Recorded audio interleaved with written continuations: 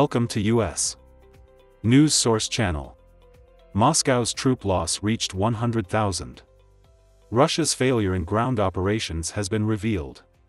Course of the war depends on the steps taken. Help is pouring in Ukraine. Ukrainian army gains serious advantages. Ukrainian President Zelensky delivered critical speeches at the United States Congress that received a standing ovation. Iran, on the other hand, made statements that drew reaction. Biden, the President of the United States, also made important statements. Ukrainian army landed on Snake Island. One of the greatest successes, the events of the take-back of this island began to be talked about.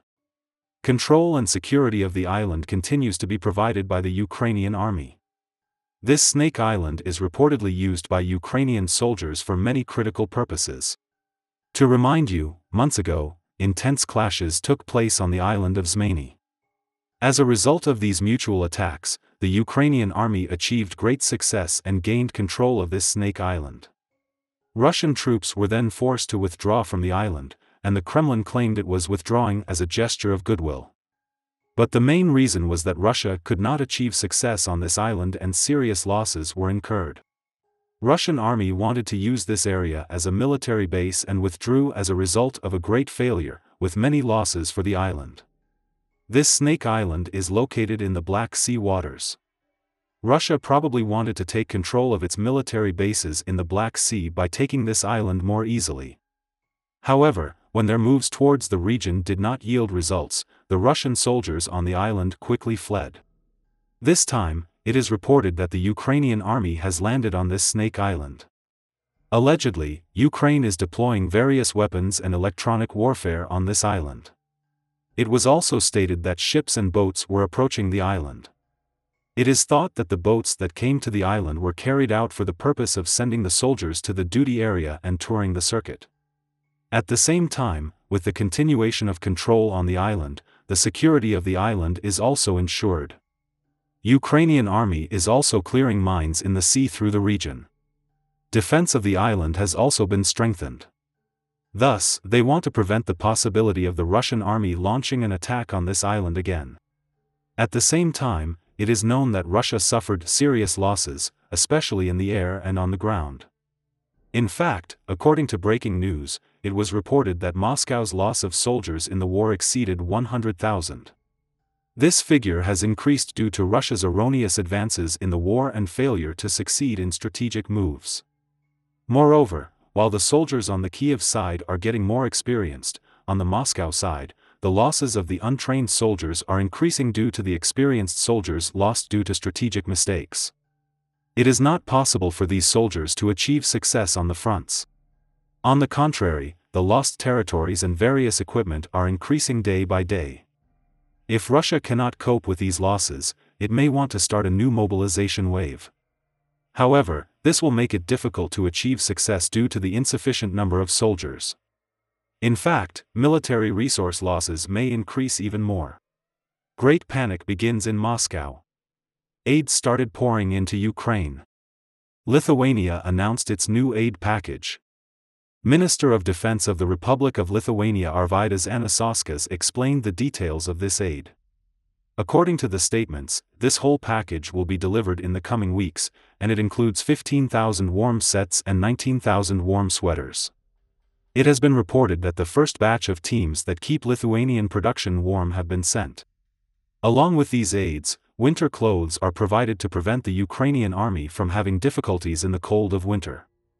As it is known, due to these weather conditions, the war has been challenging for both sides in recent days. Moreover, while the Ukrainian army gains an advantage with these aids, the Russian army cannot reach sufficient equipment and is having more difficulties. This situation can greatly affect the course of the war. Because it is known that the forced Russian soldiers tried to escape many times and surrendered. On the one hand, President of Ukraine Volodymyr Zelensky visited the United States yesterday, leaving Ukraine for the first time.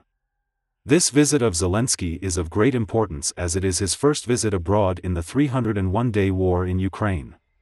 Zelensky named his visit to the United States as historic as the all-out war with Russia was raging. After the bilateral meeting with Biden, the two leaders made statements at a joint press conference at the White House. President of the United States of America Joe Biden has stated that he thinks that Russian President Vladimir Putin has no intention of negotiating peace with Ukraine. Biden stated that Russia is in a plan to continue its aggression against Ukraine. In response, he stressed that the United States of America will support the Ukrainian state in its defense against Russian aggression. Biden stated that Putin is not determined to seek peace, but Ukraine and Zelensky are seeking peace. Zelensky also announced that he will return to Ukraine with great news, including a new aid package of approximately $2 billion, including a Patriot missile system that will help create a strong air shield over Ukraine. Ukrainian leader also reported on the United States' plan to allocate approximately $45 billion in support to Ukraine next year. Biden said he was confident that Russia would lose the war. Biden added that Putin will fail and he has already failed. However, he announced that he was also willing to meet with Putin face-to-face. He emphasized that Zelensky and Putin united as two countries so that Putin could not be successful. President of Ukraine Volodymyr Zelensky made a speech at the United States Congress after the bilateral meeting.